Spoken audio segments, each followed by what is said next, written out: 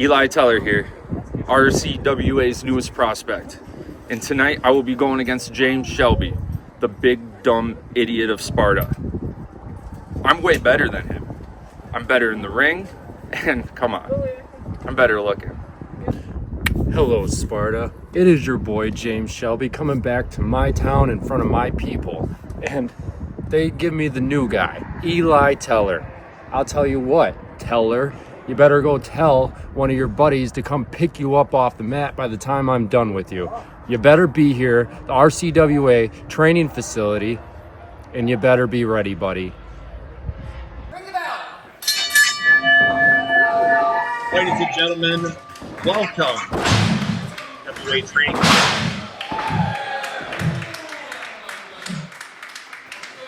What an impressive throw there by James Shelby. I am Riley Scott, joined by RCCW owner Derek Cobain. And Derek, thank you for having us here in Sparta today. I am super excited about this, Riley. We have an excellent showcase here, primarily focusing on the students. We're primarily focusing on the students of RCWA here today for these events. We're excited to show you everything we got, and they've been preparing for this a long time. I tell you what, one thing that Eli Teller is going to have to focus on is really how they knock out. Oh.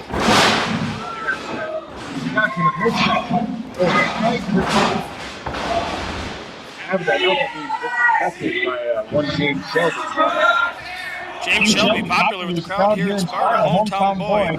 Teller, not as quite as much ring time, a little bit more of a thoroughbred background, but not the ring time that James Shelby has yet.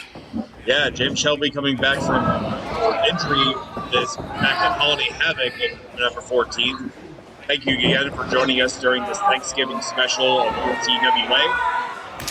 Having a great holiday wherever you are, probably a little bit better than those chops that James Shelby's receiving. Teller, also a newcomer to the RCWA community, actually just had his first match at Holiday Havoc. So, you know, we're kind of at almost the same level of what am I James Shelby probably definitely has some ring rust after that time off, so we're right on equal footing here. So James Shelby has been wrestling since January, but when you factor in the for coming back to action after an injury, he looks like he's back and ready to go now. James Shelby regaining the upper hand. Sorry, I told to shush. I wanted to be quiet. Absolutely, Shelby had the upper hand there for a second. 2 count only. Referee Cindy was really quick with the pin there, but not a huge fan of that call of Eli Teller. Oh, wait a minute. You gotta keep an eye out for James Shelby. You talk about ring awareness. He's able to really grab a hold of you no matter where he is in the ring. This is a 16-foot ring. Eli Teller taking a little time to think about what he was going to do there. A little too much time. James Shelby takes over, and we have a tap out. Well, that was over real quick, Derek. Impressive submission victory by James Shelby. That little bit of hesitation on the part of Eli Teller was the way of downfall. Like you said, he's not quite experienced. That was a learning opportunity right there. What a huge win here for James Shelby as we kick things off for this Thanksgiving special. Thank you again for joining us here at the RCWA facility. Coming up next, more wrestling action. Don't go anywhere. Ladies and gentlemen, boys and girls, children of all varying ages and sizes, tonight, Michael Lark, the devil's favorite magician. Oh, we all love a little magic. I'm taking on Taylor Crosse, fellow brother of mine from the RCWA. No fear in this match. I have beaten this man time and time again. And tonight, no matter how tough he is, no how many times he comes back, the devil's favorite magician is always coming up aces. Michael Lark, I know we have had our differences. We used to go way back. Somebody I used to look at as a friend, but you turned your back on me, and we are no longer together as a team. And you may have gotten the upper hand on me in our previous encounters, but I'm coming back, fired up and ready as ever to take you on again one-on-one.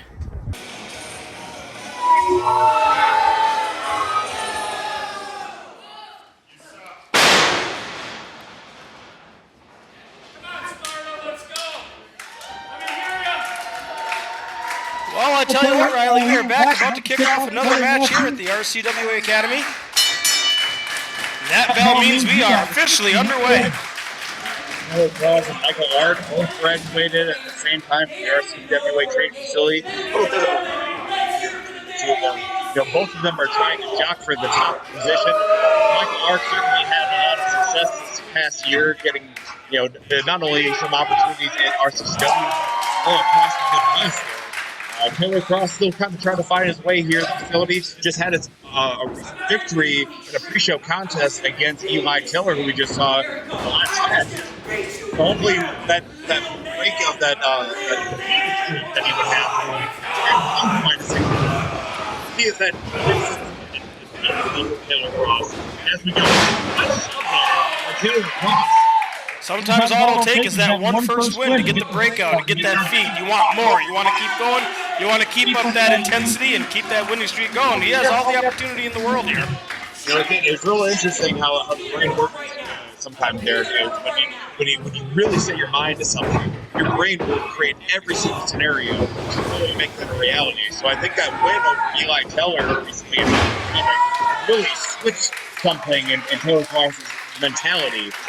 Maybe he can do this. Maybe he can do this a little bit longer than what he was seeing before. Absolutely. He's looking aggressive here. Michael Lark, I think he kind of thought this was going to be a cakewalk against Taylor Crosse based on the history, but he's putting up a fight so far. Yeah, Michael Lark certainly quite renowned for his intensity inside and outside of the ring. I think he was taking a little bit back, but Taylor was right back. Michael Lark ducking under into that full Nelson. Knees to the chest. Got to the midsection there with that knee.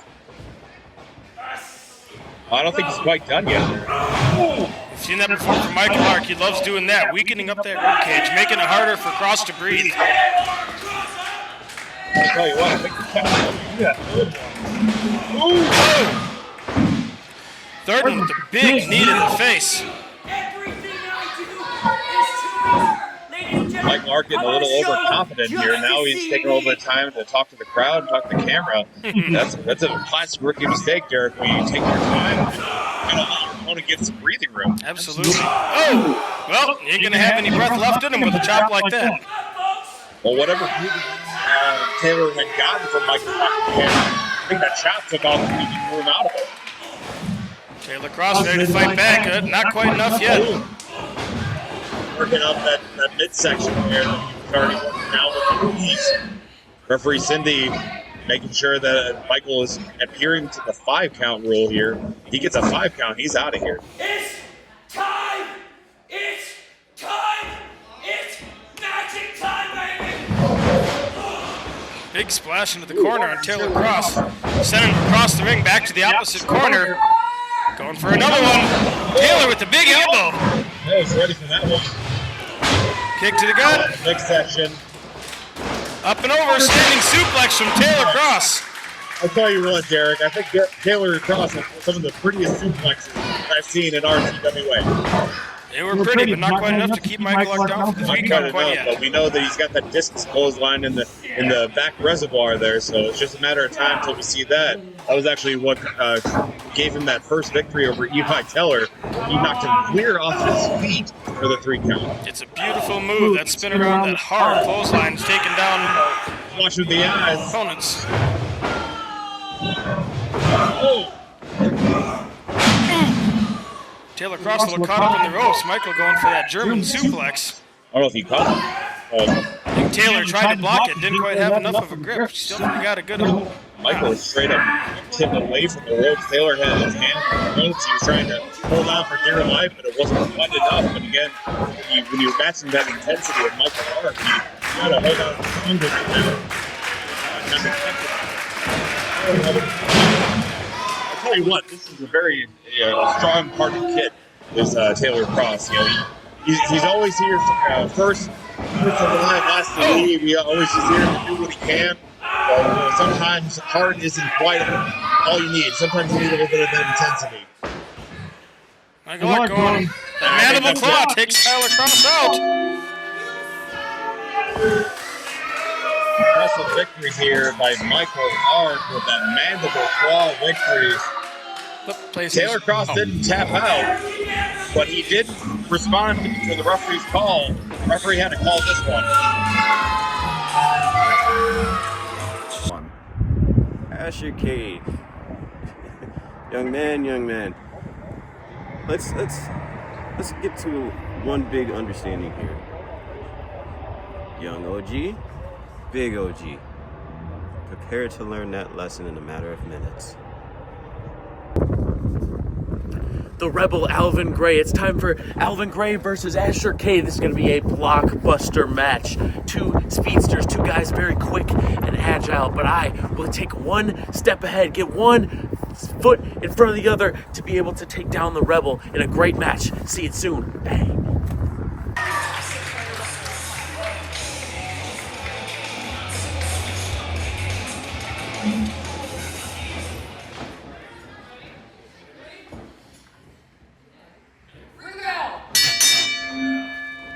Ladies and gentlemen, welcome back to the RCWA facility for this Thanksgiving special. Thank you again for joining us on the special holiday.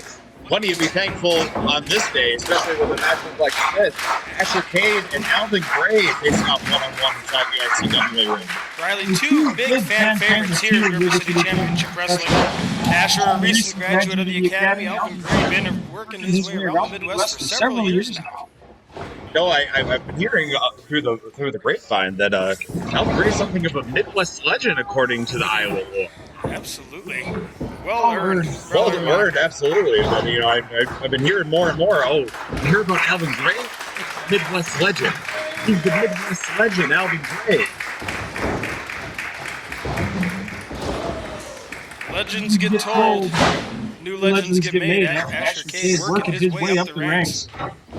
And definitely that prestige of the Midwest legend, not necessarily taking Asher off of his game, but, you know, a string of impressive victories here from Asher Kade.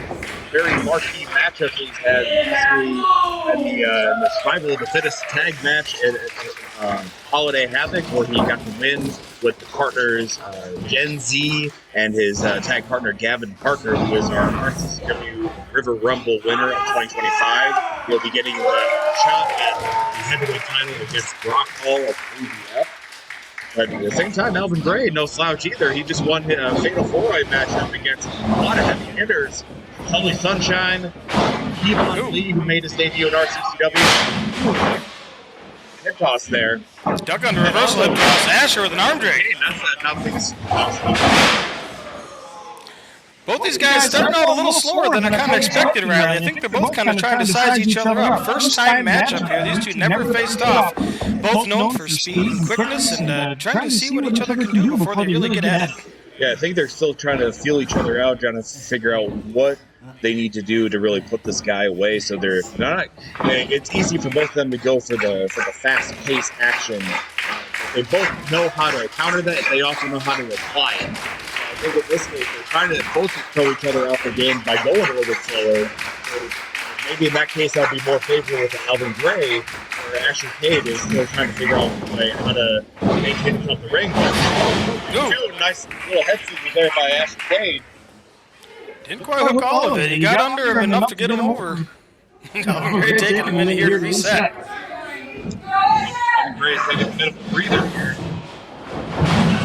Oh, smart move on the part of Alvin Gray, waiting for that dive. Caught Asher Kade with the elbow before he could make the move. I'll tell you what, Derek, I think that's why they called him the Midwest legend. You knew exactly where Asher was going to go with that dive, but Alvin Gray had enough wherewithal to lay in wait for him like a booby trap ready to spring. Coming around the corner. Ooh! Drive-by drop kick to Asher Kade. Alvin be aggressive here. He's not going to take the young man for granted here. 2 count only. Only 2 count. I think Alvin took a little too long with that pin attempt. I think he's still trying to figure out what he needs to do to really capitalize on this victory here. Again, we're still kind of going at the slower pace here, but you know we're bound to see these two pick up the action here as the match continues to. I think Alvin got the idea that Asher was starting to go for that fury fast-paced moves, really slowing it down there, going to the brute force now, tossing Asher Kade out of the ring. made back up with speed here. He charges. Ooh! Alice Asher lying in wait. Oh!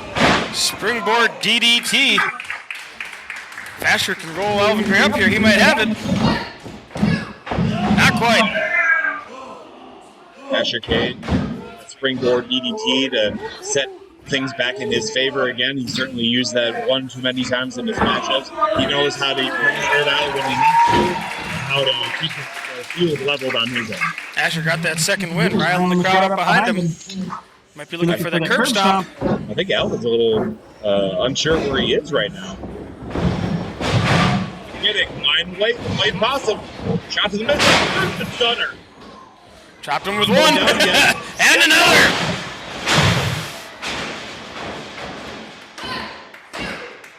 And that's it.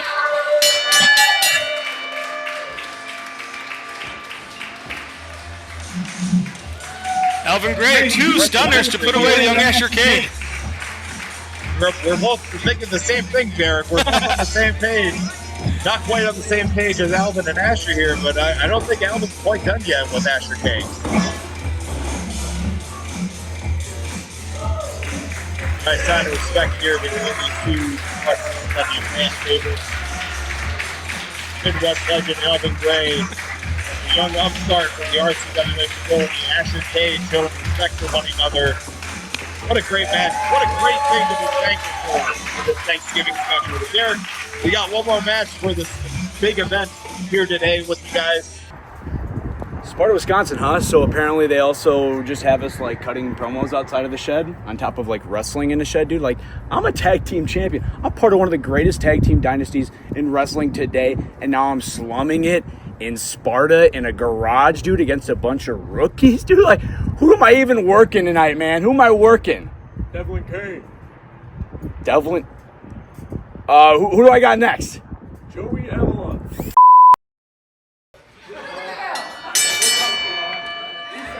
Welcome back, folks. Main event time.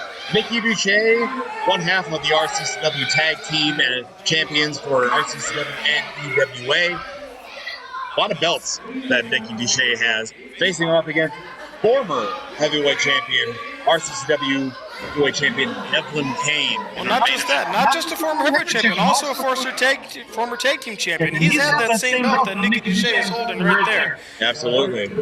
But tag team wrestling is not what this match is about here. Nicky is on his own on this one. On his own, but I tell you what, well, I was going to say Nicky's been bringing together a couple of impressive victories lately, but I'll tell you what was impressive, that massive throw from one side of the 60-foot ring to the other when Devlin Kain launched Devlin Kain launched himself into Nicky Douché. Douché said he's not ready to go. He's resetting himself, getting ready for the big man. I think there's a lot that Nicky's not ready for. I think, is he wearing pajamas? Kind of looks like it. I think there's a lot. I've heard the expression waking up on the wrong side of the bed. I think Nicky still thinks he's in bed. I think good thing he's in pajamas. Devlin Kain might put him right to sleep right here today. Yeah, I heard somebody make a comment that, Nicky looks very comfortable in the ring right now, but I think they were more talking about his clothes than the fact that he just felt that he was a natural to the ring. I saw a forearm there by Nicky Douché, but I think shot received, shot returned from Devlin Kain onto Nicky Douché. Well, Derek, you've gone toe-to-toe against Devlin Kain once or twice in your career. What does Nicky Douché need to do in order to really have a shot against a guy like the Bastard Son of Odin? Not that! Oh! Stay on the corner? Is that a good test for that? It's about as good a piece of advice you can offer right now. Devlin Kain is a big man. He's a strong man. You gotta try to be quick. Gotta try to avoid him getting a hold of you. Just be quick. In and out strikes just like that. Stay nice and quick. Nice little European uppercut of the reversal there. They're trying to build some momentum. Nice little Superman punch, too. Flying. Oh! Didn't work that time. Devlin Kain's got him up and over. I feel like you T-bombed, Sean, Derek. They look about as good as they feel about as good as they look. Depending on who. Devlin Kain's fine, I'm sure. Douché a little slower to recover here. Devlin Kain working that crowd up. Oh, Devlin Kain. Oh, no. We've heard Devlin Kain over the past month or so saying he's having some more issues with that knee, and Nicky Douché might have heard those same rumors. You know, Nicky strikes me as a guy that doesn't really do a lot of listening. Turns out he just doesn't pay attention when you want him to pay attention to, but he's listening very adeptly at little sideline reports like that. Right here when it counts, when he's looking for that advantage, he is ready to go. And that wall scarred, it looks like he's going to try to wrap it around the corner. Oh! Riley, if you'd have told me when we started this that we would have Nicky Douché working over Devlin Kain like this, I wouldn't have believed you. You know, I gotta say, this is taking a very abrupt turn on what I think what the fans expected as well. And once they saw Devlin Kain come out against Nicky Douché, they knew, okay, this is going to be a quick turnabout. Nicky Douché right back on that knee again. Smart move on the part of Nicky Douché. Efficient about that wrapping around the rope, but I think at this point, Nicky's going to abuse the rules as quickly as he can. He's taking some time outside, maybe a little too much time, but it seems to be just enough time to get his point across. Devlin Kain still's on the ground here. It's awfully hard for that big Viking to get a hold of you if you can't stand. Oh no, look at this. Smart. Got to give it to Nicky Douché here. Nicky Douché at 3BF. Again, one half of the RCWA champion. Devlin Kain. Those belts by slouching. And then again, these are Devlin. Some DDT there by Nicky Douché. A little bit of fury with that one good leg kicking Nicky Douché off, but not quite enough yet.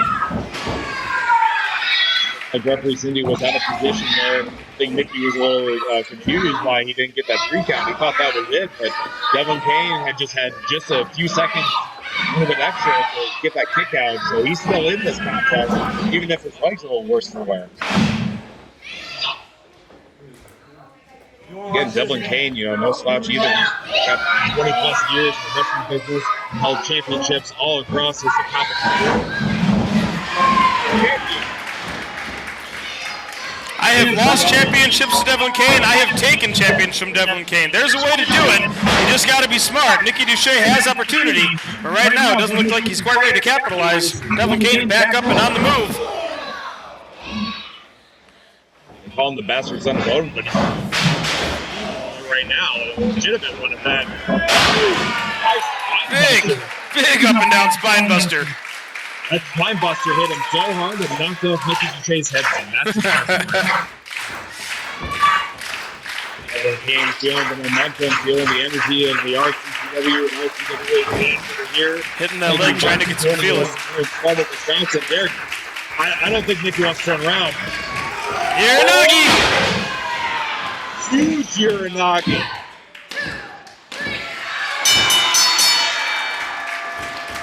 Well, I'll tell you what, Derek. Nicky is adequately dressed for night-night time. He is ready to go to bed. And I'm ready to call this one an evening out. Riley, what do you say? I think what a great opportunity to do so. Thank you again so much for joining us here in this Thanksgiving special. Check us out on our social media. Check us out on our YouTube page. We have all of our events listed for RCCW coming up in the 2026 calendar year. We have season passes available for the holiday RCW fan and your Christmas Plus shopping. Check us all out online and all across the infrastructure. That's for Derek Cobain. I am Riley Scott. Thank you again for joining us. We'll see you at the next one.